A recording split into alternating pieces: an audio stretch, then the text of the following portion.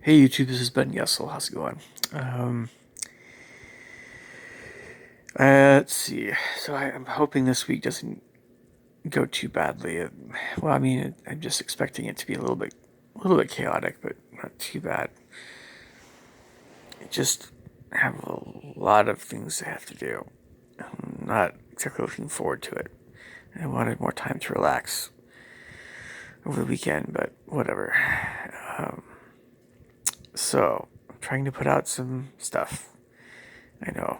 At very least, something for you guys. When I get more time, I'm trying to get to more stuff. So I'll try my best. But I wanted to make this video about a few things. Not, there's a few things that are on my mind here. Yeah. The first thing I want to talk about here has to do with uh, well, I've had some discussions on YouTube as of late regarding, again, the subject of nations and countries or ethnicities and races and this whole subject. And, I mean, I've been talking about this until I die.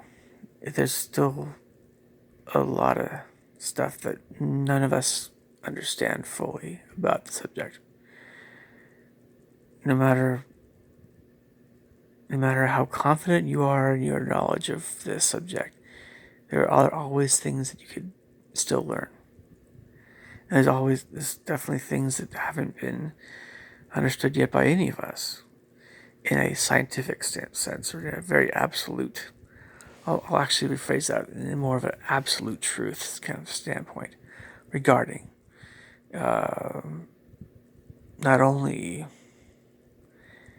well, the concept that there are qualities that distinguish qualities that actually are linked to different countries and different races in more of a this is actually true, absolute truth. We haven't really got to that point yet. We're still talking about generalizations and observations and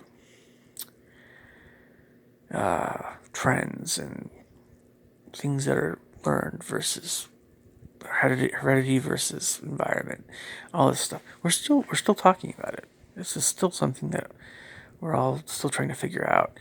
And some people have dismissed the whole subject or dismissed, yeah, as being even a immoral or unethical topic because the idea of there being any differences between people of different ethnicities or races, because especially that those differences can be qualitative in a good versus less good context. It's just, a lot of people are still uncomfortable with the subject, but it doesn't take away the fact that we still don't understand the subject yet fully. So I wanted to talk about some things that are more, and this is again why one of the reasons why the subject often comes up in comedy and all kinds of stuff. I wanted to talk about some of the national, let's say, some of the first things that come to mind in more of a humorous kind of context regarding different nations. And because, well, let me just say it this way. Um, in this train of thought,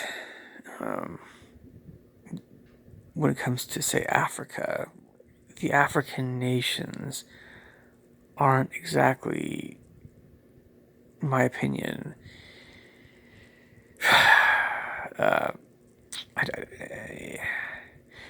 it's still better to go with different tribes than nations because those nations themselves are essentially the old European colonies. And so, in terms of identity, you see what I'm saying? You're talking about Africa here. It's still a little bit less well known than other places like Europe and North America and things in regards to these national stereotypes and kind of sources of humor. So we're going to leave Africa out of this one for this, at least this video. And then when it comes to American Indian tribes as well as Latin American nations, there's still some things that you could say, kind of funny things. We know about, the Cheech and Chong stuff from, especially Cheech being Mexican and Chong kind of being Chinese. At least somewhat, that's pretty familiar. But the way Cheech acts is definitely kind of a Mexican, cliche stereotype type character that, which is one of the first things that comes to mind with Mexico. I'll admit it, but the blue collar thing I'll list a little bit, but we're going to focus on Europe because again, India and East Asia can certainly have their sides to them, but when it comes to these Asian kinds of things, maybe there's a little less humor sometimes that I sense because it's not that Asians have a hard time laughing at themselves, but it's a little bit like that, at least when it comes to some nations. Just depends. Anyway, I think the Japanese can laugh at themselves a little bit, at least, especially India. But anyway, I won't get to that right now. But so when it gets to we're talking about Europe here.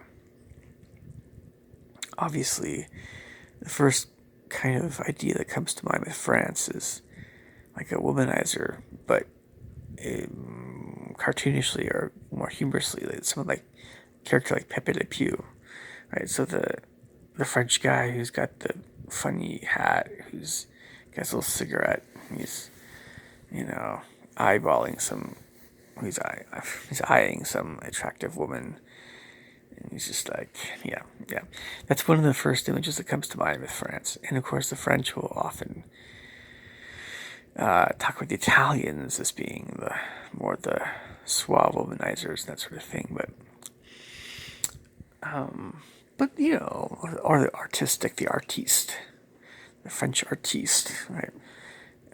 Whether they're a music composer or a painter or an actor, a bohemian type, right? That's immediately one of the next images that comes to mind. And it'd be funny if, Jean-Claude Van Damme or someone still from France or maybe Belgian or whatever, when they hear these stereotypes, they know exactly what I'm talking about. It tends to not really go over badly because they're probably so familiar with these images and stereotypes. And I don't think the French are as defensive as some with these kinds of ideas because, again, I think they understand where they're coming from. It goes without saying, one of these top three guys, of course, it's the whole, other than the artiste, it's the whole chef thing, right? Whether you're an actual chef or you're actually a wine person, or a wine taster, or a professional, restaurant critic or something like that. That's right in that artiste arena as well. But France is particularly known for their cuisine and that sort of thing, and the wine culture. And the baguette, the wine baguette guy with the anyway, striped shirt, black and white. I don't know, Anyway, but there's some other funny kind of, I guess you could say, character archetypes, whatever word you want to use there. I suppose the tough lady, the Joan of Arc type French woman is not maybe the first thing that comes to mind, but there are definitely French women that are kind of a little bit tough that way. So that might come to mind as well. Kind of Bill and Ted's Excellent Adventure. Sometimes it's nice to be reminded of these historical figures in movies, but yeah, the French woman, that's a little bit kind of can be intense. That comes to mind. She speaks her mind, comes to mind a little bit. We won't get into the. This must have been from the 80s. There's all like the things you heard on Home Alone, about French women, which we won't get into in this video, but much Home Alone. Yeah, there's all the ideas of French women that are more, we'll just say risque kind of train of thought, which I won't get into, but the French is a tough woman, or at least a woman that's really not afraid to be direct. So in a way, when it comes to mind, but maybe not quite in the level of the German or Russian, but the French are still, feisty, tough, a little bit. In a way, because it's that similarity with France and Italy. We're talking about France a lot here. Italy is, talking about the way women can be very, very similar, or Spain in some respects, but, or, just Mediterranean in general, but Italian women are sometimes seen as being even more emotional. Yeah, that's just Italian culture. I mean, when the images of, like stereotypes of Italians and Italian culture is that they're just more animated and they can get more upset more easily and they're just more emotional. It's not just a female thing; it's everybody.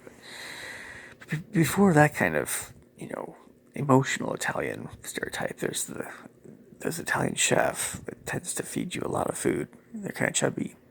That image comes to mind. But then even before that is there's the mafia type, mafioso guys, right? And then it's southern Italy a little bit more, but there's also, I don't know, the Catholic church and that sort of thing, but also I think that artistes also as well, kind of like the French deal. Italian painters, basically sculptors, the way that they can be. But it's a kind of zest for life that kind of defines Italy a lot of times, and so it's kind of a chattiness or a friendliness, that comes to mind. It's often a stereotype of Italians. But there's kind of a cheerfulness again as well. France, the French coquette, right? The woman that just kind of can be very attractive, and you think that she might be interested in you, but she's playing hard to get, and she's being very cryptic about it. That's also a stereotype about French women. I know that one very, very well. Very well. And then the thing about Spain is there's maybe not quite as strong of these archetypes or comical things that you can do, other than like the matador and the bullfighter, whatever. There's also the guy who's trying to woo the woman on the guitar. So there's like the lute and the guitar guys from Spain, and of course the Three Musketeers, and kind of that swashbuckling thing, which is it's interesting. You have Zorro, it's Mexican, Spanish Mexican type, and then it's a good comparison of that's Robin Hood from England. Spain and England have that, and then France too. I think when it comes to fencing, talking about Italy, sorry, we're talking about Italy. It's mainly Spain, France, and Britain. The whole fencing thing is a big deal. Swordsman, that sort of thing. But so yeah, the bullfighter, the romantic lutist trying to woo the woman, both from Spain and France, that sort of thing, in England. But yes, sword fighter, lutist, bullfighter. Those are some of the first things that come to mind with Spain. Also soccer and things, but England, well, I think this one's pretty obvious. We don't need to. It doesn't even bear any mentioning. But There are a lot of stereotypes when it comes to England, Scotland, and Ireland. They're so obvious I probably don't even need to name them, but obviously there's the proper, English culture, the Queen, and the guy with the pocket watch, and the butler type, right? And all the formalities, and then there's the Oxford professor type, and then there's also the English Hooligan type, which is more modern, and many other things that come to mind, maybe. But Britain is very steeped in their academia and also traditions, that sort of thing. So those things come to mind pretty quickly. It tends to be maybe. I still think that a lot of people have still the idea of Edwardian or Victorian English culture is still really strong. And maybe the British get annoyed by that, some of them. But boy, that's worldwide. I mean, we know this. We know these things about England very, very well. And we don't really like the grittier modern England as much. But we like Jason Statham movies. I think some of us so. Anyway, there's that whole thing. And then, Scotland, it's obvious. In Ireland, it's all the Celtic stuff. Red-haired bagpipers versus I won't say the L word. Okay, Irish, I'm sorry. But yeah, it's hard to avoid the stereotypes of the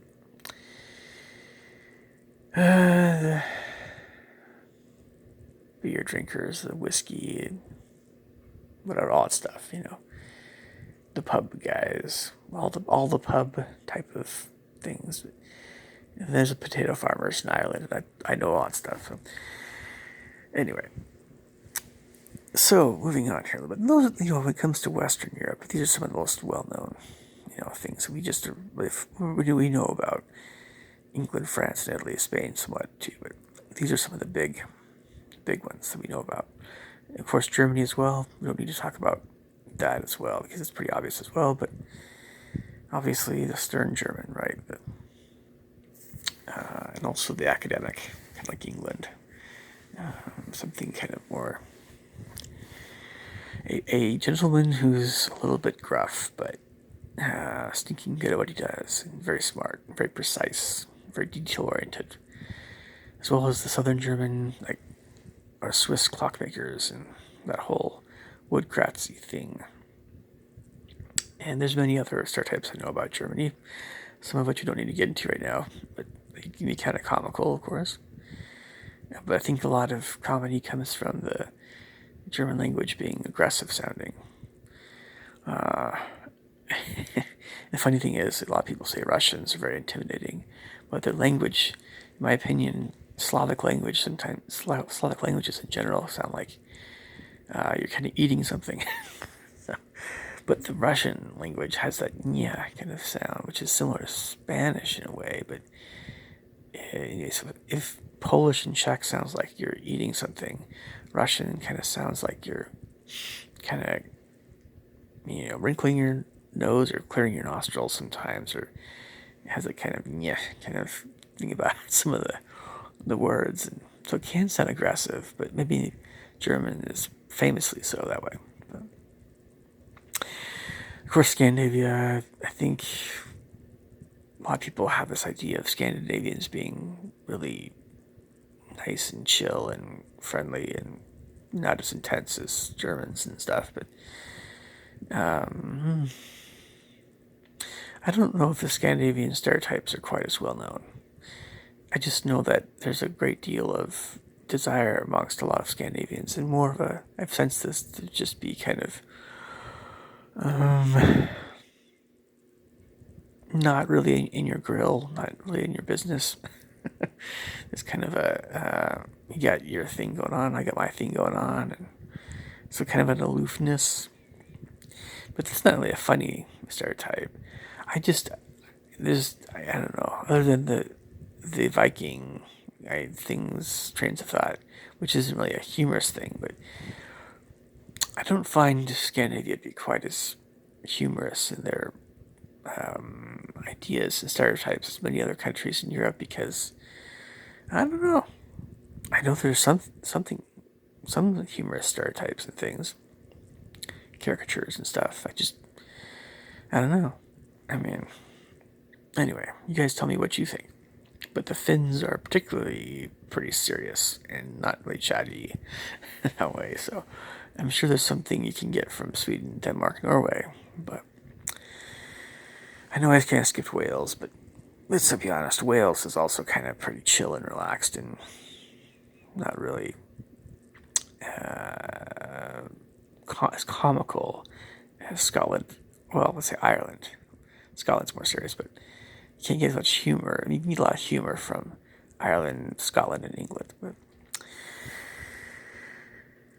okay, so we know about the Welsh choirs too and stuff. That's all that stuff. Well, without making this video too long, let's just kind of focus more Western Europe and the Dutch kind of being similar to Scandinavians in that way. Just wanted to kind of be peaceable, but